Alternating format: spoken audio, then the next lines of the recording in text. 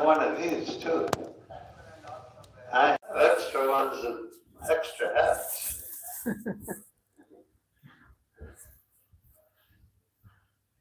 I'll give you a hat.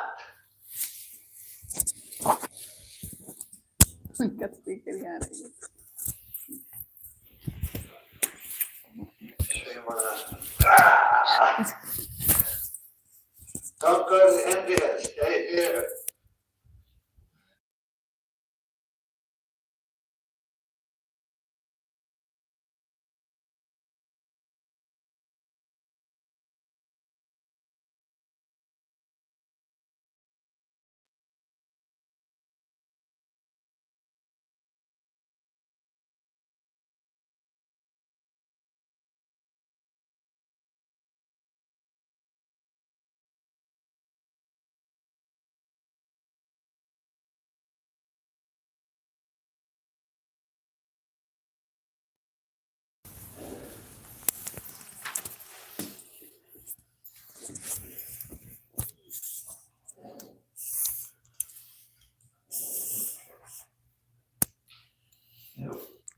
This is after the description of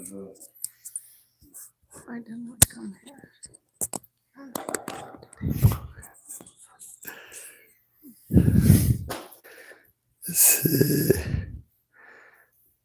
Okay. Prabhupada had begun Back to Godhead magazine in India. Although he had been writing articles since the 1930s, it was in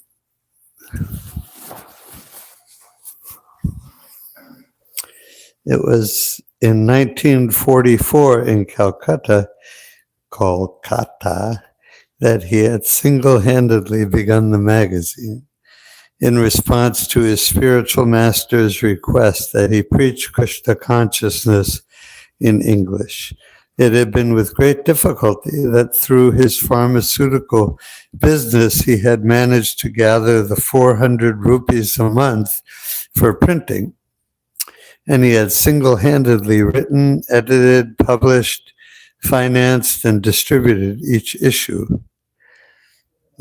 When I went to India the first time in 1985, it was like 8 rupees for $1. And so I don't know what it was in 1930. 1944, it might have been 1 rupee per $1. I don't know. What? Half a rupee.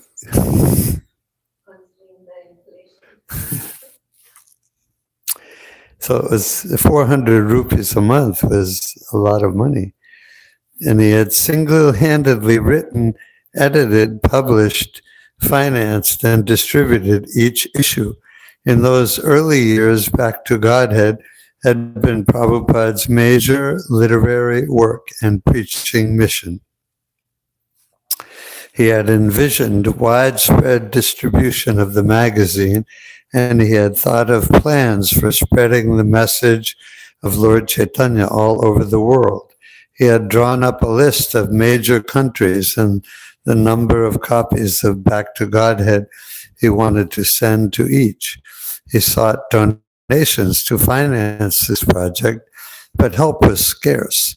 Then in 1959, he had turned his energies toward writing and publishing the Srimad Bhagavatam. But now he wanted to revive Back to Godhead, and this time it would not be done single-handedly. This time he would give the responsibility to his disciples. And anyway, from the beginning, and of course, Srila Vyasadeva wrote all the Vedas down. He knew how important it was, especially in Kali Yuga. And there's a saying in English, we have the pen is mightier than the sword. So all great ideas are distributed and popularized and taken up by masses of people, not immediately, but gradually, eventually, because of writing. And that if that applies to something like communism, communist philosophy, or capitalist ideas or whatever ideas they have, philosophical ideas like from the Greek writers and so on. That applies to just mundane ideas that take hold and become influential. So it applies a million times more to the Vedic ideas, to Krishna's ideas, to Krishna's desires and Krishna's instructions, and ultimately Krishna's demands. Of course, even when Krishna demands, he doesn't force us to follow, even when he's very demanding, like just give up everything and surrender to me. That's a demand. Or Lord Chaitanya said, I order every resident of Bharata Bhumi to go out and spread this Krishna consciousness all over the world.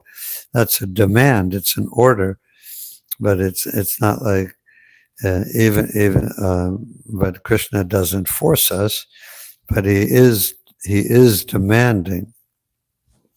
Anyway, so the Prabhupada knew the value, the extreme, the ultimate value of the written word in the form of first magazines and then later in small books like Easy Journey to Other Planets that he wrote in India before coming here, and then The Light of the Bhagavat he wrote in India before leaving India. And he wrote the first three cantos, first three volumes of the Srimad Bhagavatam, first canto before he left India, as he wanted it to be known. And from the very beginning, that Krishna consciousness is based strictly on the principles of the Srimad Bhagavatam. It's not, anybody can come and write a book and say, this is my idea that's about spiritual life. You should meditate like this, or you should merge with the one. Anybody can make up their own book. And Prabhupada even said that. He said, anyone can write their own book. You're welcome to write your own book, but don't use Krishna's Bhagavad Gita to back up your words in some unauthorized, non-standard way. So anyone can write a book, but Prabhupada wanted it to be known from the very beginning of all his preaching that Krishna consciousness, everything he was saying, is coming directly from his spiritual master, from the disciplic succession, from Krishna, from Lord Chaitanya, and therefore it's authorized. That was always one of Prabhupada's main preaching points, that everything that we're saying, that he's saying, and that we continue to say in Krishna consciousness, everything is authorized. Authorized by who? Authorized by God. And the books are so, one thing about books, especially standard books on paper, bound books, hardcover books, they last a long time. Even physically, they last a long time. I tell about that one time I was at a used book place on the sidewalk in Harrisburg. This one bookstore had all these old books, used books they had out on the sidewalk when it wasn't raining in racks. And one of the books I found there was just a cheap dime store paperback novel from like 1895. And I got it in like 2010. So it was just this cheap little paper-bound book was on this, somebody had it in their attic or something for 100 years. And they gave it to this bookstore and they put it out on their rack.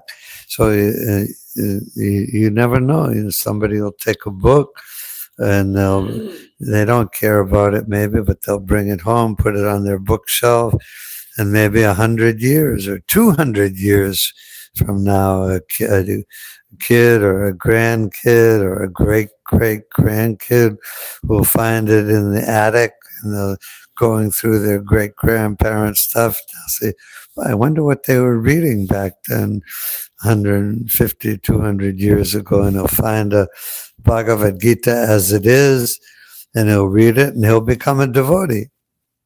So that's the power of transcendental literature, any literature, but especially transcendental literature.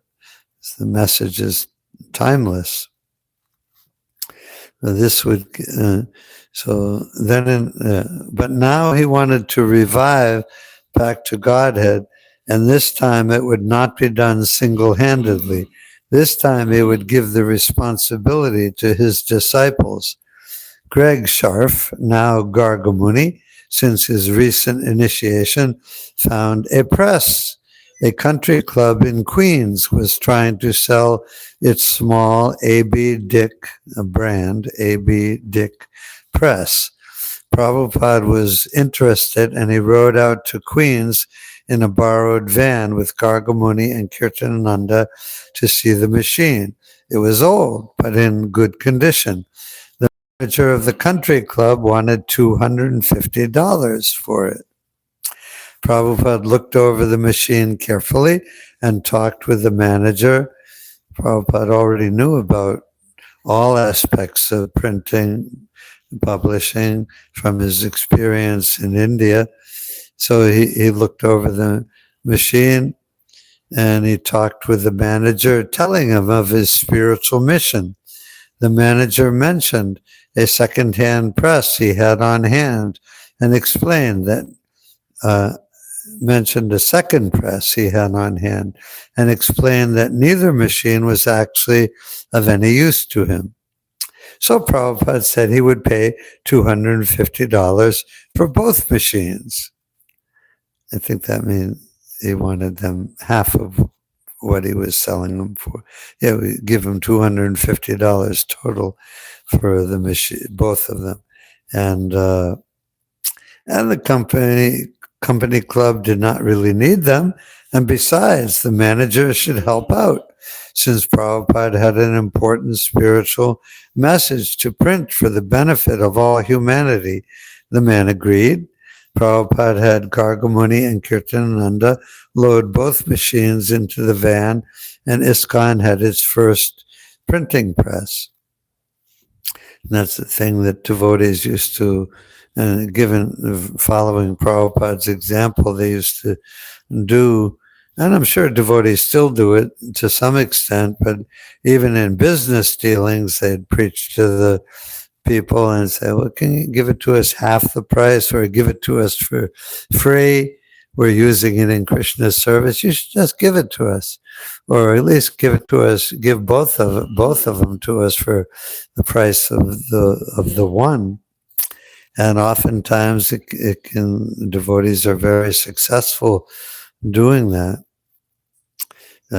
getting donations of all kinds from food stores and flower markets and printing press people, and you never know. You just preach a little bit, and people are impressed by the sincerity of the devotees, and they'll oftentimes give something, even something, give something.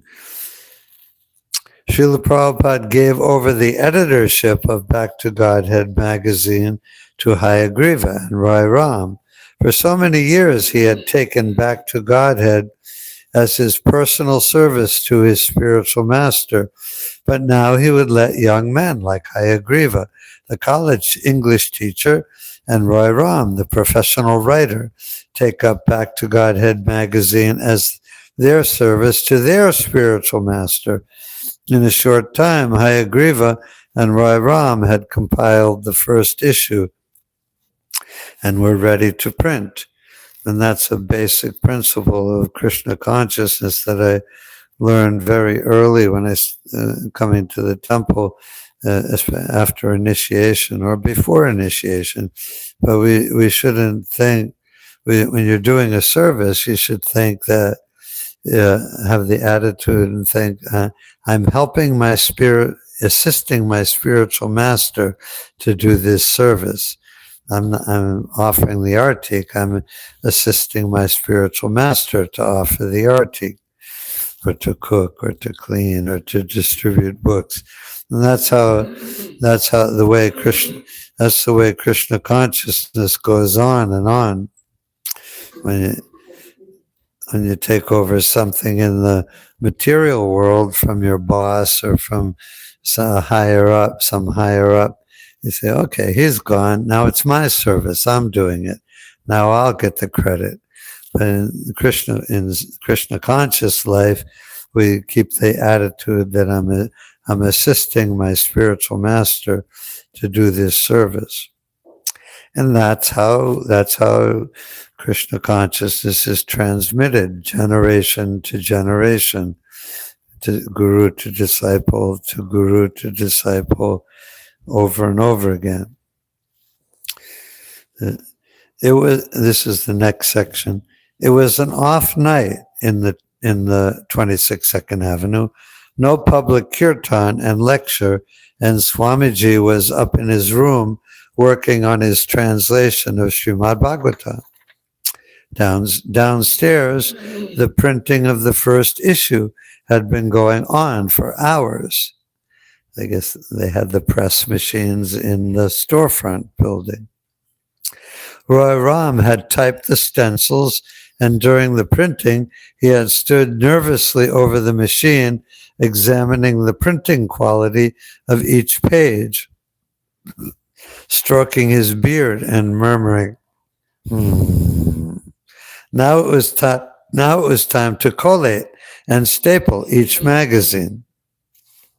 The stencils had lasted for 100 copies, and 100 copies of each of the 28 pages and the front and back covers were now lined up along two of the unvarnished benches Raphael had made that summer. A few devotees collated and stapled the magazine in an assembly line, walking along the stacks of pages, taking one page under another until they reached the end of the bench and gave the assembled stack of pages to Gargamuni, who stood brushing his long hair out of his eyes, stapling each magazine with a stapler and staples Brahmananda had brought from his Board of Education office. He was doing a little stealing for Krishna from the office. Even Hayagriva, who usually didn't volunteer for menial duties, was there walking down the line collating.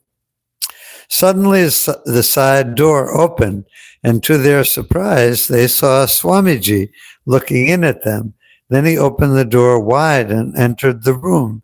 He had never come down like this on an off night before. They felt an unexpected flush of emotion and love for him, and they dropped down on their knees, bowing their heads to the floor. No, no, he said, raising his hand to stop them, as some were still bowing and others already rising to their feet. Continue what you're doing. When they stood up and saw him standing with them, they weren't sure what to do. But obviously he had come down to see them producing his Back to Godhead magazine. So they continued working silently and efficiently. Prabhupada walked down the row of pages, his hand and wrist extended gracefully from the folds of his shawl as he touched a stack of pages and then a finished magazine. ISKCON Press, he said. This was a very important event in Prabhupada's preaching, in the development of ISKCON, publishing. Up until then, they were doing Back to Godhead, but it was like 4 mimeographed pages. Anybody know what mimeographed is? It was just an old form of printing, duplicating pages. You had a machine and you could duplicate one or a page at a time. like a primitive duplicating method, mimeograph machine. Up until then, they had been doing that and putting out like Back to Godhead was, I think, it was 4 pages, but now it was a nice magazine. I've seen some of those very early issues of Back to Godhead magazine that they produced at 26 2nd Avenue. This is a historic event, and Prabhupada considered it extremely important. What? I don't know. I don't know if we have any here. Vanamali might have, but the devotee in Gita Nagari, husband and wife, who were there at the time, and they had a couple of the old. They have a couple of the old issues. Yeah, really here also old issues I kept in a bottom for it was 1980s or. Yeah, we have a lot of old Back to Godheads here. I don't think we have any from 1966. Maybe we do somewhere in the temple. We can find out. Jagannath had designed the cover using a pen and ink drawing of Radha and Krishna, similar to his painting in the temple. It was a simple drawing set within a pattern of concentric circles.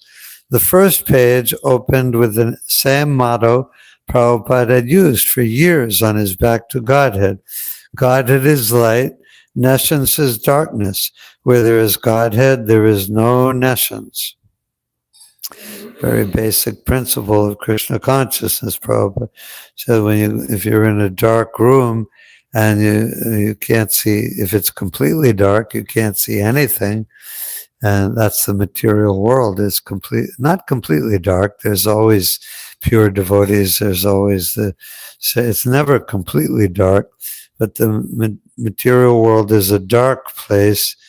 And, so if you go into a dark room and you can't see anything, but as soon as you turn on the light is there and there's no more darkness. Darkness is gone. You can see everything. So Krishna consciousness is that. We come to the temple, we start chanting Hare Krishna, we read the Bhagavad Gita as it is, we make friends with the devotees. We're not in darkness anymore. Darkness is gone. We're not in illusion anymore. It's immediate. The purification process has to go on, and we appreciate it more and more, appreciate the light more and more. Tamasima Jyotirgama, don't stay in the darkness, go to the light. So, Godhead is light, nescience is darkness. Where there is Godhead, there is no nescience. What's the Bengali for that?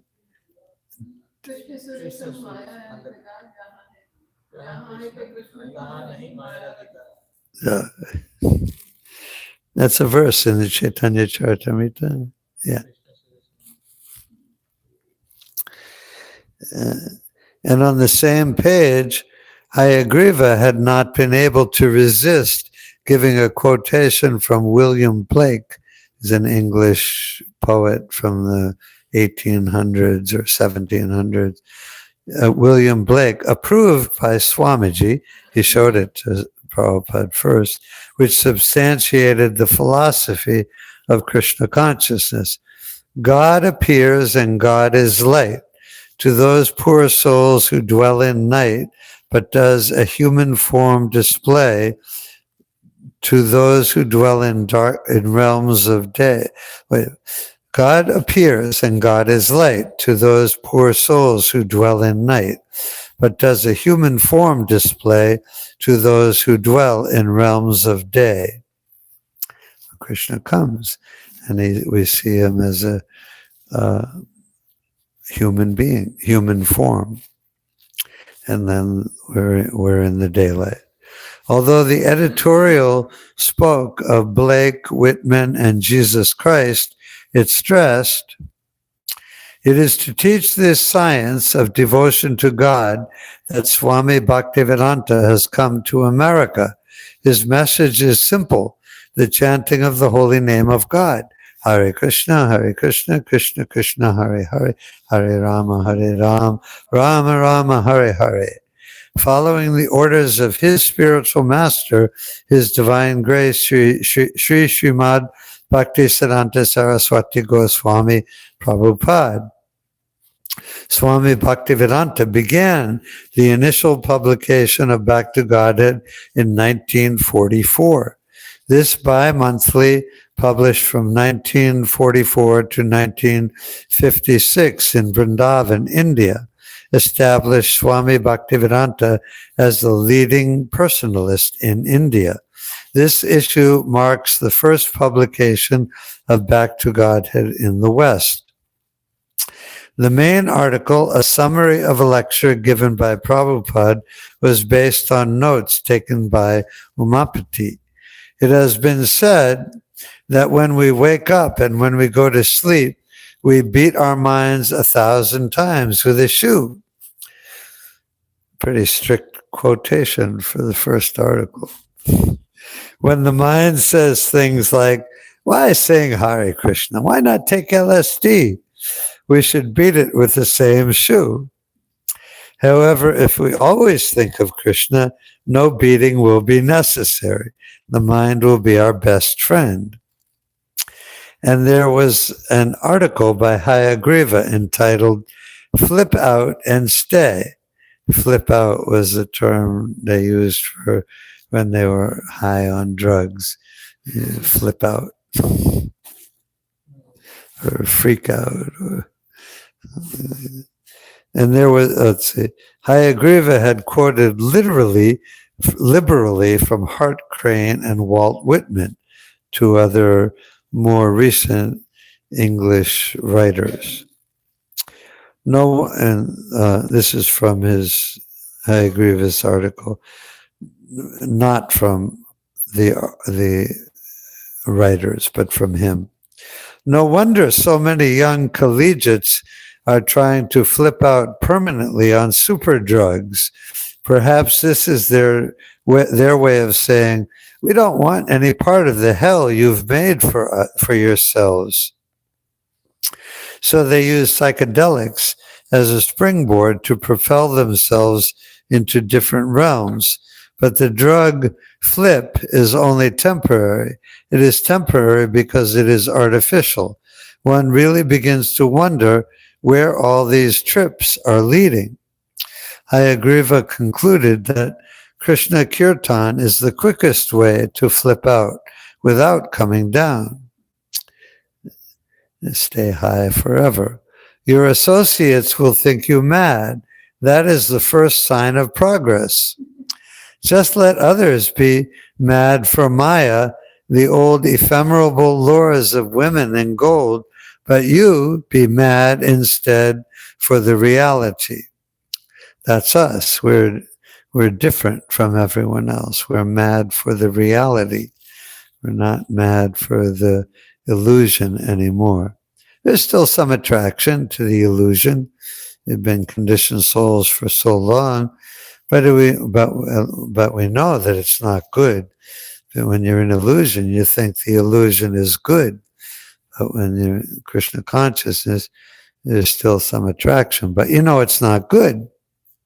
It's like a drug addict who's reformed, who has become free from his drug addiction, but he'll still feel some attraction to the alcohol or the whatever drug he was using. But when that attraction comes, he knows, oh, that's not good. I don't want to do that again. In the back of the magazine was an ad for Swamiji's essays, Krishna, the Reservoir of Pleasure, and Who is Crazy. And we still distribute the Reservoir of Pleasure in big quantities. And a notice, soon to be printed, Gita Upanishad, or Bhagavad Gita as it is, translated with commentaries by Swami Bhaktivedanta. Prabhupada's first and main instruction to his editors had been that they should produce the magazine regularly every month, even if they didn't know how to sell the copies, or even if they only turned out 2 pages, they had to continue bearing the standard. He called Hayagriva into his room, and a standard in the old form was a flag on a pole. The soldiers would carry a standard into battle. And this is our flag-bearing standard, publication and distribution of Prabhupada's books. He called Hayagriva to his room and presented him a complete 3-volume set of his Srimad Bhagavatam.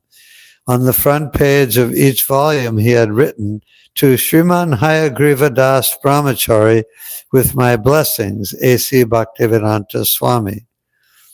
Of course, Hayagriva Prabhu left his body several years ago, but I'm sure that someone has those old volumes somewhere in a Prabhupada library.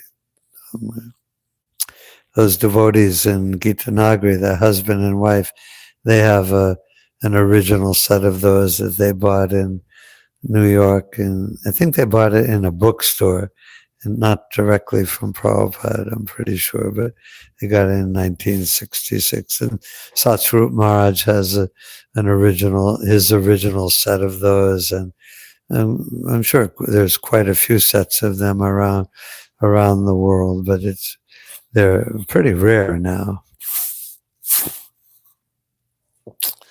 Hayagriva was grateful and mentioned that he had not been able to afford them. "That's all right," Prabhupada said. "Now you compile this back to Godhead. Work sincerely and make it as big as Time magazine." At that time, Time magazine was big, sold by millions and millions all over the country. It was like 30 or 40 pages long. Prabhupada wanted all his disciples to take part in it. "Don't be dull," he said. "Write something." He wanted to give his disciples back to Godhead for their own preaching. Bhakti Godhead is still being published regularly by subscription. It's sold by subscription, and the first article is always a lecture by Prabhupada, but then after that there are many other articles, what's going on in ISKCON all over the world, and all kinds of other articles by disciples and grand disciples and great grand disciples, and that's what Prabhupada that's what he wanted. "Don't be dull," he said, "write something." He wanted to give his disciples back to Godhead for their own preaching. Brahmananda and Gargamuni took the first issues out the same night on bicycles, riding to every head shop on the Lower East Side, all the way to 14th Street and as far west as the West Village, until they had distributed all 100 issues. This was an increase in the preaching. Now all his students could take part in the work, typing, editing, writing, assembling, selling. It was his preaching, of course, but he wasn't alone anymore. Okay, I'm going to stop there. I'm going to go to the flower warehouse and maybe they'll give something. I'm going to give it a try. I'm just going to keep up good relations with the manager there and the people there so she doesn't forget us. Yeah. And you never know, I might come back with some boxes of flowers. Okay, all glories to Srila Prabhupada.